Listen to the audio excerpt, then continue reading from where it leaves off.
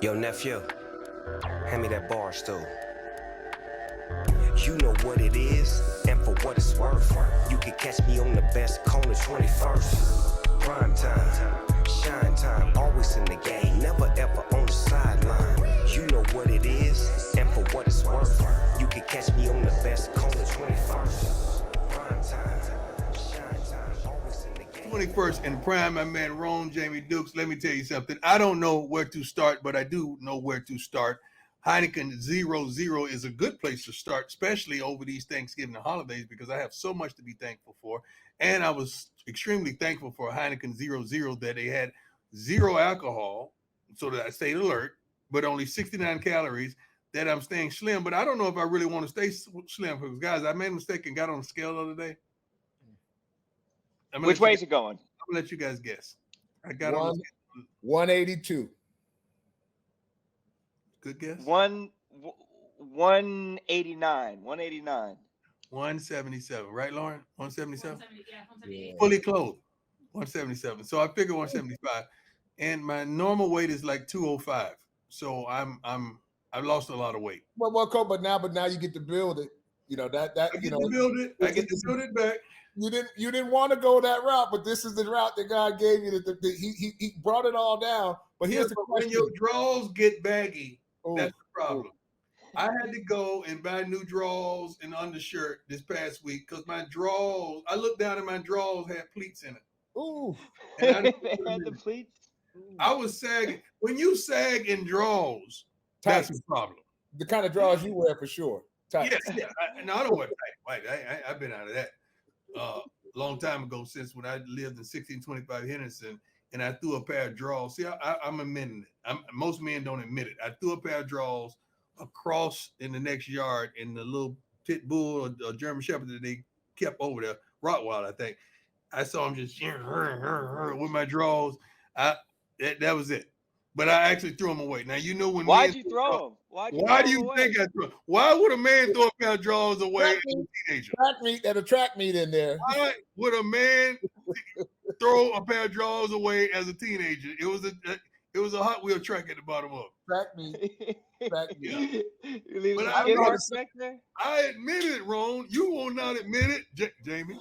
No, I know you threw some drawers away, big fella. Oh, of course, I admitted. Hey, sometimes with lifting weights, sometimes you in the weight room squatting. Yeah.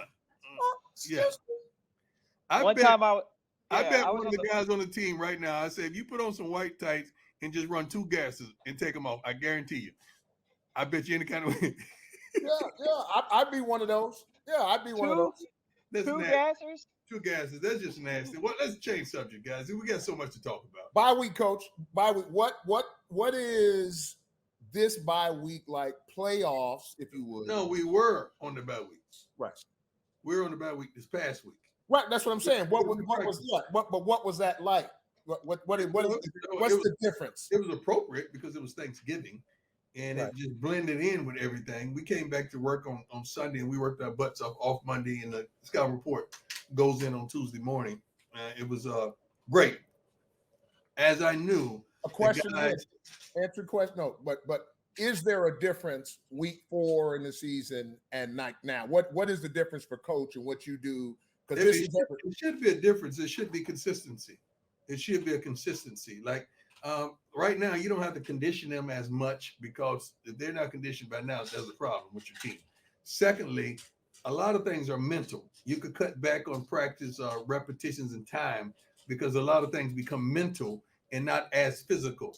And you want them to be the physical part of themselves on Saturday, not during the week. Now, some drills, you want the physicality to come forth, but you still got to protect them a bit as much. You know, this is a different generation, man. We got to protect these guys. They're not as mental or physically as tough as the big fella used to be once upon a time, bro. Does that lose anything for the team not getting that thump in during the week, or is No, we it get just that thump in. We just don't get that thump. We get the thump in.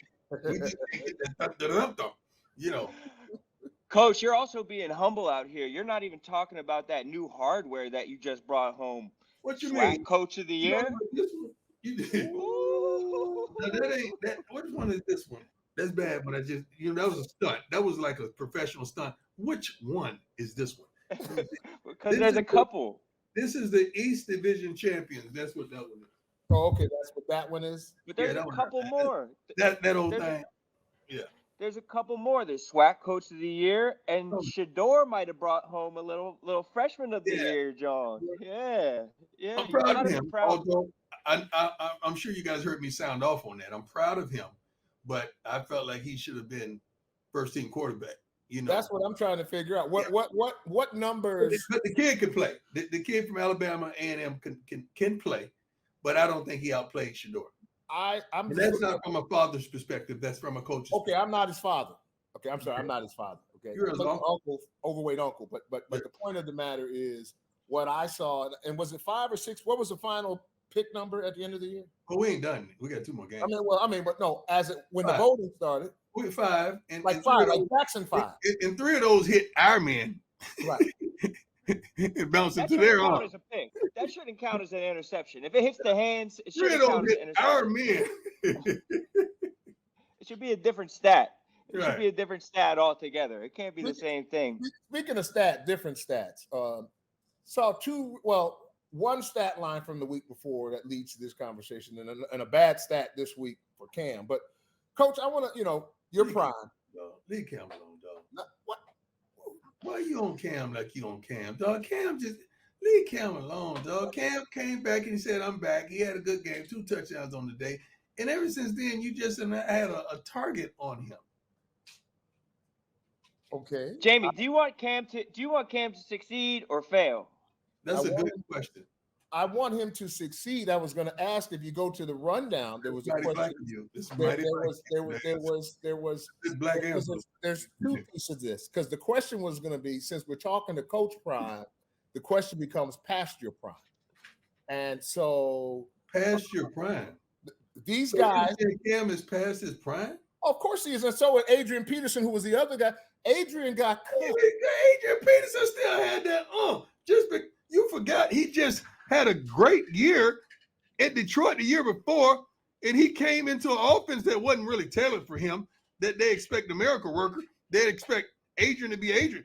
Adrian ain't had nothing to do with that game in New England, did he? What I'm saying is Adrian was cut. This Hall of Fame guy, the Hall of Famer Adrian Peterson, was cut. So subject matter was past your prime. When does past your prime say, okay, no matter what I want to do, I got to shut it down? Now, it took us a long time to get there because y'all just jumped all over everything. Ron, I want you to hear this clearly. This is what happens, guys. You either have a choice, and this choice is not easy, what I'm about to elaborate on. You can either choose to walk away from the game, all your dignity, all your pride, all your promise, everything you tried to accomplish and you did, or the game walks away from you. Oftentimes, it's truly hard to walk away from the game because you still feel like inside you got more to give. Now, the hardest part is when that game walks away from you and there is no comeback. There is no getting back in. There is no another trial. There is no another nothing. It's a wrap. How much of walking away from the game and that being hard is like the psychological dependency of a football player, because that's how they've defined themselves for their entire life. Like since they were a little kid, like that's all they know is being a football player and kind of drifting into the unknown. Is that like a psychological thing, or is it really just I want to play and I want to make my money? No, it's psychological because your schedule. All our lives, there was a schedule set. And now, little Jamie Dukes is sitting somewhere and he don't have to be nowhere at 7:30. He does not have the responsibility to pick up that blitz in the A gap. And that check ain't coming. Now, little Jamie Dukes is sitting at home with his wife that he beloved and said, I do to several years ago. And he looking at her and she looking at him and she saying, when you going to work? And he saying, so this all you do right here? So, so now here goes that. You dealing with the psychological part of football and not being valued because you identified yourself with the name on your back, the name on your front, and the number, and someone always wanting you. Now it's a whole different game. She starts to look at you different. And she has nowhere to go to put on that little outfit in that closet full of clothes that she's bought and you had no idea about because you was at work. And it's a tough, man. That's why I know the statistics, and Jamie can help me on this one. I know the statistics say the divorce rate is skyrocketed when a guy retires, but it is what it is. The divorce rate is about 80%. Anyway. It's about 80%. Yeah, the divorce rate is the divorce rate anyway, because now you really get to look at each other for really what it is. And that's tough on guys. Yeah, I wonder how much of it is just like money. Like, are some of these guys like they just want to make some money? It's like, it's everything. Like this. You ever made a cake, or you know how a cake is made? I made a cake once. It was terrible. So you know it ain't just flour. Tasted like soap. It just tasted like soap. It was bad. I'll make you something. But the point of it is, it's not just flour. It's not just eggs. It's a combination platter. What he did was just made up a gumbo. Who just described to you. Now he didn't put the shrimp in there, and he didn't put the chicken and some of the other stuff and make the roux. He just gave you a couple of highlights of, well, there's fish in, there's chicken in here, and there, but it's a gumbo that comes together. And then all of a sudden, the hero is no longer the hero, this biblical, in his own house. And the hero's having a problem with somebody having attitude or looking at them sideways. When the shero too. Well, you mean the hero is not the hero, now the shero is looking at him funny. She's looking at him funny. And so he's not taking that well, not to mention, depending on what position he playing in the trenches, he may have a more harder time dealing with that from the effects of CTE, so on and so forth. The running backs are the worst. Just do your research on the running backs are the worst when it comes to that kind of thing. You start talking about head trauma, relationship. Like I said, you see more running backs do the craziest of stuff. And then you have linemen doing some things. And these are all manifestations of the real realities of what the game can do. But what's the answer then? Is the answer to get a different job, have a different career path? Is it to play forever? Like, is there like some type of like, I don't know, is it personal counseling? What's the answer to? It's grow. The truth of it is grow. Any ball player should look at this game as the step by now. Maybe not when we were, even back when, by the time we were playing, this was our stepping stone. And Deion has always said something. He got a great saying, and we'll move on from this, that I always love. Don't love, go ahead. I'm not going to take it forever. Don't love something that does not have the ability to love you back. One more time. Do not love anything that does not occupy the ability to love you back. This game can't love you back. It can provide for you. It can give you a tremendous lifestyle, but it ain't going to love you. It's not going to wipe no tears away from your eyes, and it's not going to babysit you when that thing starts to come home. She walked. Speaking of walk, she walked. Do we have to start giving the New England Patriots, and specifically, I think the Rookie of the Year has been claimed already. We got a freshman at Jackson State, and you sure got a rookie that to me is playing at he's not the kid in Kansas City, but he's playing at a very high level in a very tough situation. I tell you what. If you had to Matt Jones do the draft all over again, I guarantee he would have been the first quarterback taken. Really? If they had to do it all over again, I guarantee you he would have been the first quarterback taken. If you had to do it all over again, Jamie, Ron, who you take first? He would be the one. But is he succeeding because of his situation or because of his tools? How many picks? Both. How many picks? The thing you look at is the turnover. Cam was in the same situation now. Who? This is not a shot at Cam. I figure you would jump and clap with your feet when I said this, but this is not a shot at Cam. Cam was in the same situation. So we can't say the situation or his tools, because Cam was in the same situation. That's true. That's very true. Even in college, this kid was very accurate. Yeah. But we got confused because of all the talent that surrounded him. We gave credit to all the talent that surrounded him and the coordinator that was dialing it up instead of him because he didn't have the beach body. He didn't have the figure that we look for in a quarterback, and the blonde-haired bandit from Clemson had everything. So we didn't look at Matt Jones like we should have. And I think we missed it. And when you look at the players around him, they've been doing incredibly well too. Like the Heisman Trophy winner, Devontae Smith, is probably having the worst rookie season of Jalen Waddle, who's playing incredible, Najee Harris, who's playing incredible, and like you're saying, Mac Jones. So when we look back at that Alabama offense, they're going to be looked at as one of the most transcendent teams that put a lot of guys in the NFL. But Trevor Lawrence was the golden child for 4 years. Like he was the one. He was anointed the one. So I think that there still might be some people. I'll be curious how Mac Jones would do in Jacksonville is the way that I'll put it. I think the thing is, I think he'd be fine because the one question simply put is that he don't turn the ball over. The reason I didn't go to Shador's all the touchdowns through, I went right to the interceptions. The interceptions always tell the story. The reason Aaron Rodgers, no matter what his numbers are, will be one of the greatest quarterbacks of all time goes to that one category. I don't give the ball to the other team. That's how I look at it. Lauren, you want to say something? I don't. Come here. Come here. Oh, wow. Okay, Lauren, our head trainer. She's Lauren. been taking care of me. And I want you to say hi, Lauren. Hi, everybody. How are you? Hey, Lauren. Hi. She's Lauren. getting Hey, And you know I love you, Lauren, because you might, that was my update person right there. Oh, yeah. Hi. She's getting all my mans together. Yeah. You didn't put stool softeners in there. No, I didn't. Thank We you. left those out. Smooth move, Coach. Tuesday Telling morning. you right now, Coach. Smooth move, T. What? Smooth move, T. What's that? I need to Just drink try this. it. She knows. Lauren knows what it is. Lauren. No, I don't need no stool softeners. They just tried to bust my back last week with these things. I'm not doing that no more. That's Too soft? I bet That's I need why to- you were leaving the skid marks. Dude, That's why he's look down at to that. 175. Look at. They put rails in my bathroom, because I've been dealing with what I've been dealing with, and I was holding on both rails. Ain't doing that no Make sure you get the Charmin with the aloe vera Charmin. Okay. more. I don't know what.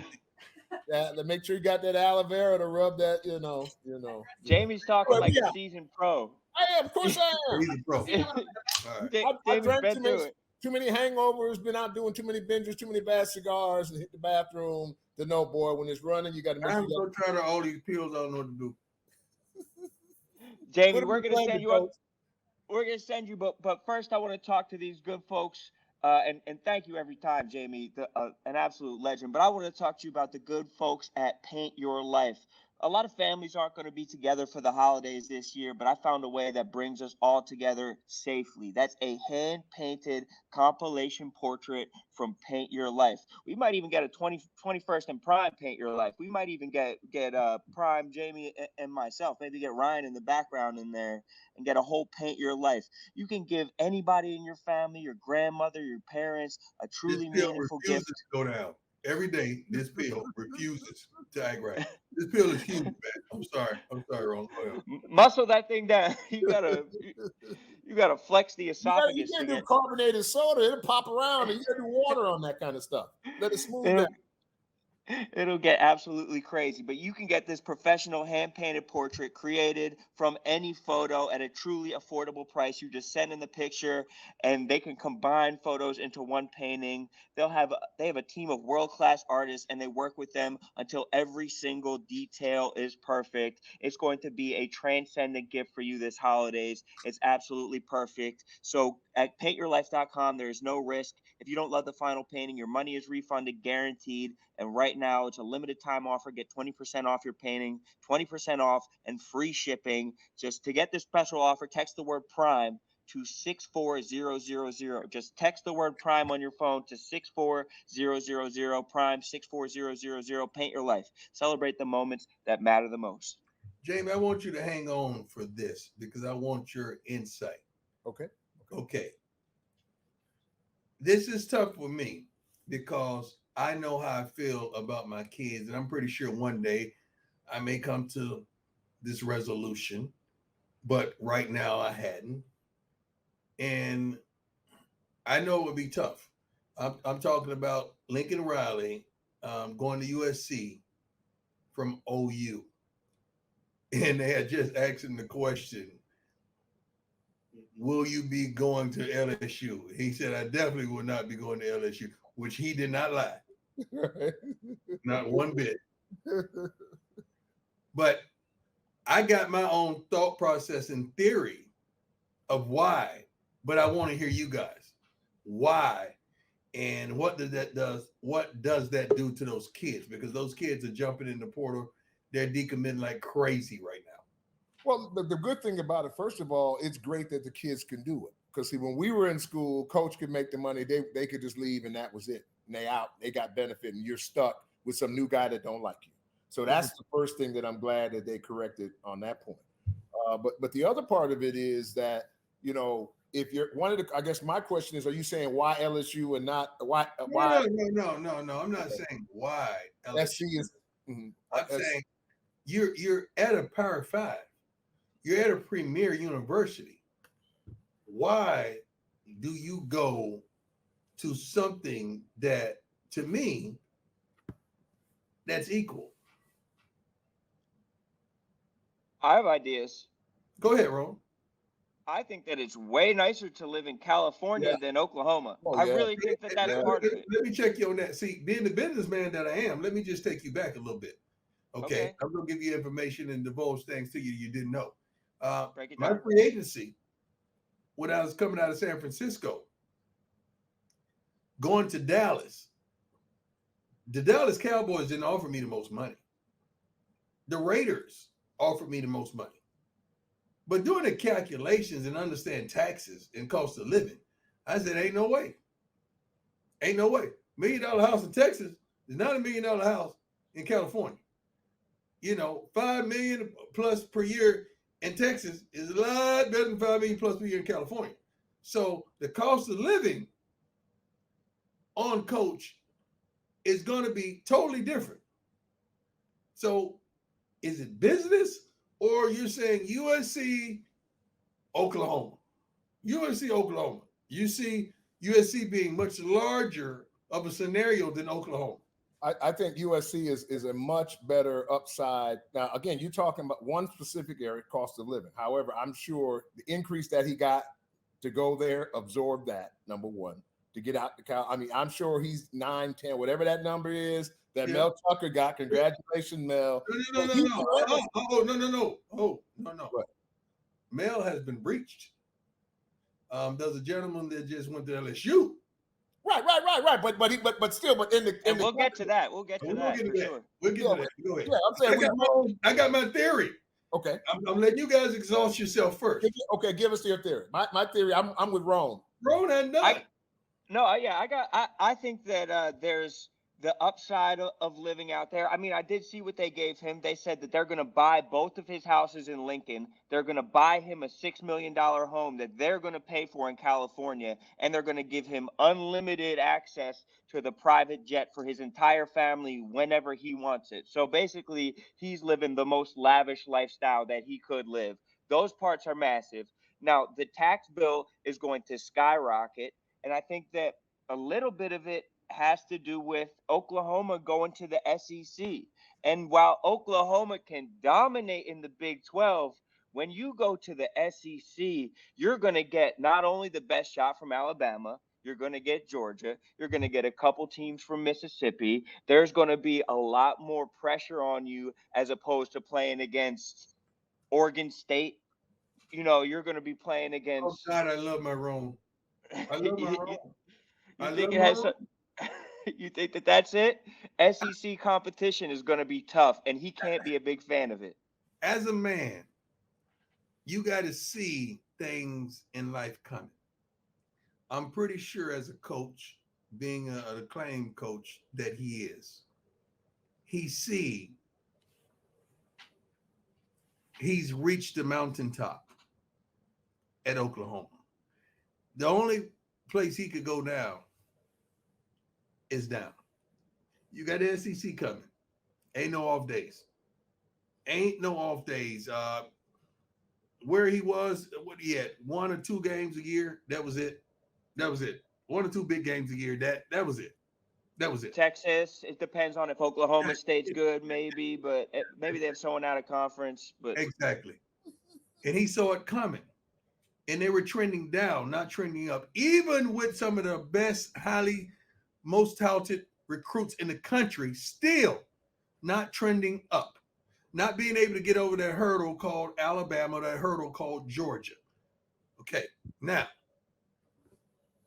you had to change environments and you change the location because that's a whole new game out there.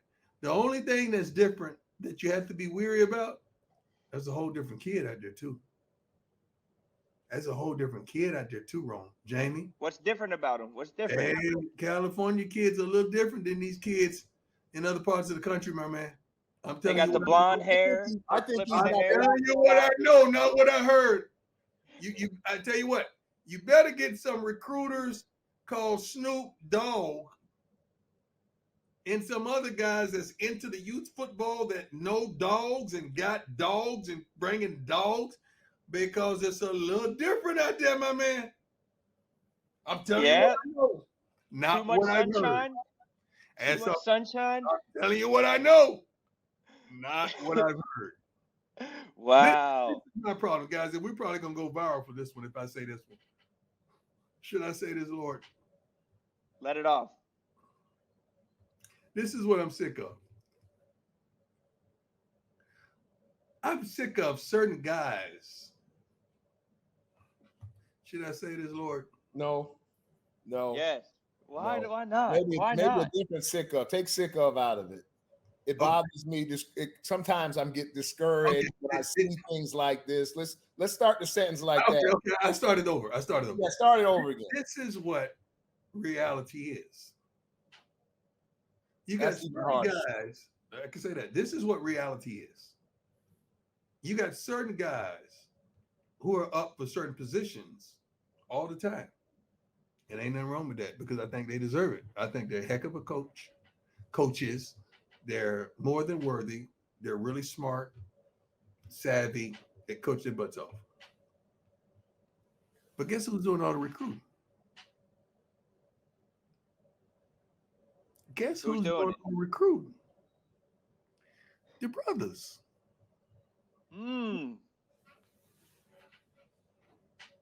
Why is that? Track in 75%, maybe 70% of college athletes, African American. Who you think they're sending into those homes? Especially when you got to go get that kid that you know, that grew up a little tough, grew up a little rough, maybe single parent home, that got that it. You know, he has a little character issue, but you could teach him, learn him, give him the right resources and the structure, and he could be something to behold. Guess who's going to get that kid?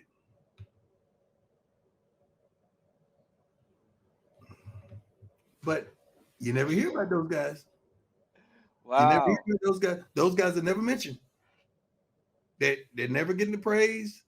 Yeah, they kick them down. They give them a little something. They make sure they're straight, but you never hear about them. But you keep hearing about this guy, and you keep paying like crazy. This guy, but this guy is the one that's making that guy look like that guy. Wow. And so why doesn't that guy get the chance to become that guy? No, that's the question I'm asking. That's the question I'm asking. No, you answered it by what you started it with, because he's that guy. How you describe that guy. But Mel Tucker is a great example. We talked about Mel Tucker. Mel Tucker comes from what tree? Saban. He's already like, and he coaches butt off. Like, I'm not taking nothing away from these guys. The guys that I'm saying are that guy, they're coaching their butts off now. They're great coaches. But as I learned in the spring, I don't give a darn how good your staff is. If you don't have the players, you can forget it, baby. I don't care how good you are of dialing it up, seeing the unseen, and the timing of the call. I don't care how good you are. If you don't have those dogs, ain't nobody gonna hunt. I can remember being on the sideline in the spring, and I was on the defense. I flipped, his defensive. They was on the field, and DT's like he made the perfect call for the perfect situation. Knew what the opposing team was going to do. Dennis Thurman is what I'm saying, and we blew it. And I said, DT, it is what it is, my brother. It is what it is. And that he later told me that gave him warmth. It soothed the situation because he didn't know what was going on at the time. Like, come on, guys, I just put you in the perfect. If you don't have the players to execute, you can forget it. That's great. So basically what we're saying is Lincoln Riley, when he's out there, isn't going to have a problem getting the quarterbacks, the Mark Sanchez's, the Carson Palmers. Because he has a track record to fit in the pros. But the guys, dogs, the guys they're throwing to, the guys they're handing the ball off to, the DBs that's covering them, the linebackers that's blitzing, the running backs that's running, even some of the linemen and the deep tackles that's hunting. Oh, you better call Snoop. But you know what, though, Coach? I still think, because I think out there, he's far enough out there that way to recruit out in California. I think the conference is so soft, talking about the Pac-10, that he's going to be successful. Oh, and I think he's going to be successful. Just because, Still, and I'm not saying you weren't. I'm just saying, but I think when you still, he's got to have what I'm telling you. He's got to have. But he don't have that now? Yes. That's why he I thought he had that. That's what I'm saying. Yeah, I thought he had that already. Yes. That's why, he come packing. That's what I'm saying. But what I want those guys to get their credit. Yeah. Not just the check. I want them to get their credit. I want them to be identified. Coach, your guys maybe a job too. Your guys can't get the credit, Coach. With what you do. It's just not built. The system ain't built that way for the guys to get the credit. I understand what you're saying. The system doesn't lend itself to. When are we going to change the system? That system can't be changed. Yes, it can. No, because all systems can't be changed. Hang on. Okay, let's talk about systems. Okay. If you can't change the fact that somehow Bobby Petrino's back in the game again at another look, it's another one of these Power Fives. A couple of Power Fives are fighting over a guy like Bobby Petrino. So why you say a guy like Bobby Petrino? You can't do Bobby Petrino. Oh, yes, I can. When you look at his history speaks for itself. I don't have to say nothing. Look him up. So he's not a good coach? He hadn't been a good coach? No. I think he's a very good coach. It's the other stuff. You're talking about as a guy, as a man. Well, the guy, as the NCAA, all of the history, all of those things that normally they don't give anybody, well, certainly won't give somebody. You saying a brother would have never got another chance. You said that. It's Barstool. You don't want to shoot coach now. Well, sometimes you do. But the point of the matter is that guy right there can continue to get, and he's going to be offered $7-8 million. That's what need to be fixed first. An assistant who ain't getting the credit for recruiting players, there's too many other players that deserve an opportunity. Well, Jamie, okay, let's go to the root of it. And now, Ron, I want you to ride with me on this one because let's go to the root of it. I know for a fact, just by interviews that I've had over the years, that the decision makers are oftentimes the It's the boosters. We're gonna cut it straight. It's the boosters, which is 98% white at the Power 5 conferences, or 99.765% white at the Power 5 conferences, who can pick a guy that they want. Because again, like the NFL, there's where the similarity is. There's a comfort level with the person that they're dealing with, and so that it's again, it may not be racism, it might be bias, but the problem is the bias will still persist and continue. Because again, 97.8% of the Power 5 conference boosters are all white males with wives, and a lot of them I don't think are like massive football geniuses. I think they know the names they know, and I think it's like, oh, Bobby Petrino is a familiar name if we're going to use him as the example. True. And I think sometimes the familiarity will be what benefits them at the end of the day. It's like, oh, I know of him, so he must be the best choice. So I think another way to the root of this is, like we're saying, giving more publicity to the people who are doing the good work so they can become those names. And it's like, okay, we're identifying he's the one who got in the living room. He's the one who made this thing happen. Maybe we should be giving him the credit that he's That ain't due. happening, man. That's just coach one. Because coach Jay, is always. let me just tell you something. Let me just tell you this. Willie Simmons, to me, at FAMU, is a Power 5 coach to me. Just by the way he runs his program, how well spoken he is, how articulate he is, how his coaching accolades, an acronym. I really believe so. I believe Coach Dancy at Mississippi Valley should get an opportunity as well to go to the next level in some capacity, because the guy's brilliant and the resources he has to work with are pathetic. And that's a beautiful word. That's the nicest I could think of.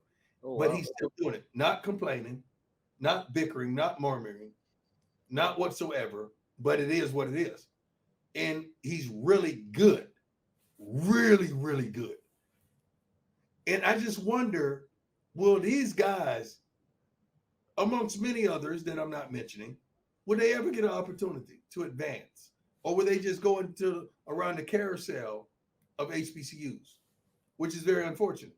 Well, they're going to get off the carousel because you started another phenomena, if you will. I don't mean to use the word phenomena as in cheap, but the fact that what has happened with you, Eddie George, now we see what happened with Alcorn, I believe it is. There won't be retreads, I believe, at the HBCUs. I think a new trend has hit. Well, I pray so. I pray so, but you can't. People follow trends. This is what I'm afraid of. Now, this is what I'm afraid of, Jamie. This is what I'm afraid of. Okay. We want equality. We fight for equality at that next level. And you just mentioned that I guess 95%. Well, no, you didn't say 95%. What percentage you said of these billionaires? 99.7% of the boosters are white for the Power 5 university. So you're saying that pretty much they're not going to hire a brother because they're more familiar and Well, what you need is I think to that point is they will hire. You need more of the Black Lives Matter culture to have infiltrated the building. What I mean by Black Lives Matter, what I'm saying is get out of this. No. You can't separate it. It's that racist. Hang on. Hang on. When I say black, I'm talking about there's a person. When you look at a Black Lives Matter rally, you will see 60% of that crew, most places in this country, are white. Period. Not right. So I'm just saying, let's look at it. You're coaching. I'm just saying, watch it. My point is this. What happens, because see, in Omaha and Oklahoma and all those other places, in Albuquerque and this, that, and the other, the numbers were 80-20 white people. Let me finish it. My simple point is this, that you need a cultural change among the boosters. I use the analogy of the Black Lives Matter person only because it's somebody who understands what they did to that dude was wrong. So what I'm saying is what that booster group has to do is they're still doing wrong. Right. I don't see that group. That's what I'm saying. I don't see that group since the presidential race is over. Okay, I don't see that. No. That group has to. That's the group that's going to be the change agent. Is what I'm saying. Gotcha. There are groups. Penn State. Penn State went from Joe Pa. Penn State got the same culture, but something allowed them to hire Franklin. Michigan State, something in that school that is Michigan State, ultimately in that booster group said, let me give Mel Tucker a chance. Yeah. And all I'm saying is that culture there has to permeate and infiltrate into more booster groups to where I'm saying is I agree to a point until you brought in the other thing, but this is what I'm saying. We want equality, but we got to give equality because at our level here in HBCU, we're guilty of the same thing. Sure. It's not like you see any Caucasian coaches or many Caucasian staff members. We have it because I believe in equality. My head trainer is white. I have several Caucasian coaches. The head PR guy is a Caucasian gentleman. My head equipment manager is a African American female. Which then you got Sam, and then you have Sam. What do you Malone, call Sam? Malone is Malone. And who else? We got other football operations. Another female, African American female. So we are diverse into what we do because I believe when you watch us on TV, I want you to see diversity. I don't want you to see one thing. I just want you to see opportunity and diversity at all phases of who we are as Jackson State. So you can identify with us. So consumers can identify with us. So sponsors can identify with us. But I don't know if we could really be upset about it and we're not giving it. You got to give it too, right? Totally. What you want, you got to give what you want. That I tell my kids that all the time. Guys, it was cold out there this morning. It's about 40. And I ain't seen you out there now. I'm going to wait till about 3 when it's about 60 and we're going to go practice then. But I gave you something. So guess what? You got to give me something back. They say, you want something back. I say exactly. Because that's what life is. It's reciprocal. It's reciprocate. You need both. The quid pro quo. You need to have it going both ways, and that's a good conversation. And I want to get into this Brian Kelly situation with LSU. But first, especially if we're trying to talk about the culture, I want to talk about that LSU culture. But first, I want to talk about Circle K. And all these coaches are on the road, and when they're going from one program to another program. We got Circle K. We got Circle K in the mix next. Yes, dude. We got Circle K in the mix. K, baby. I didn't even used to know about Circle K, and then I would get on the road. Now, Coach, by the way, it's been a few weeks now. I guess the meds been kicking in, so I got it. I'm like a rattlesnake.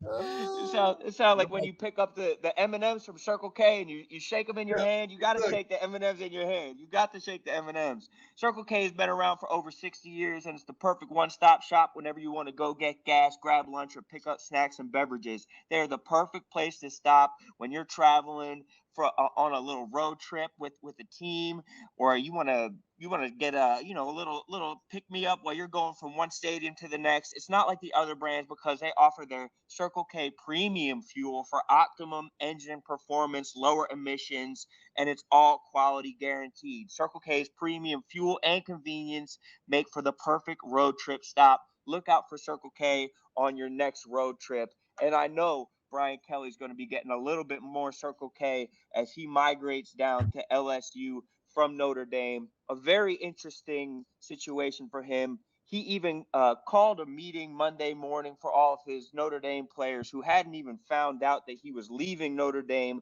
until they saw it on social media. Not a great way for them to find out a message about their coach who's been winning double-digit games for them consistently. It's a tough situation for those kids, but if you're LSU, you have to be fired up at getting one of the best coaches on the market. I agree. That's just tough. Go ahead, Jamie. The question I have is how does Notre Dame lose a coach ever? This is Notre Dame we talk with. Is nobody paying attention? This is Notre Dame. Money. God's team or whatever whatever they claim. How does Notre Dame lose anybody? I thought you had to die at Notre Dame or be fired. Money. Notre Dame has the church's money. That's what I'm saying. That's the point is that Notre Dame has always been known for having the church's money. Money. They need to pass around that collection basket twice maybe on Sundays to get enough money for Brian Kelly. And he's been an incredible coach, but you even hear the name Brian Kelly, and he sounds like a good Notre Dame Catholic boy. And then you'd hear Ed Ogeron, and he sounds like a bayou, just swamp creature who's built for LSU. It feels like his personality was perfect.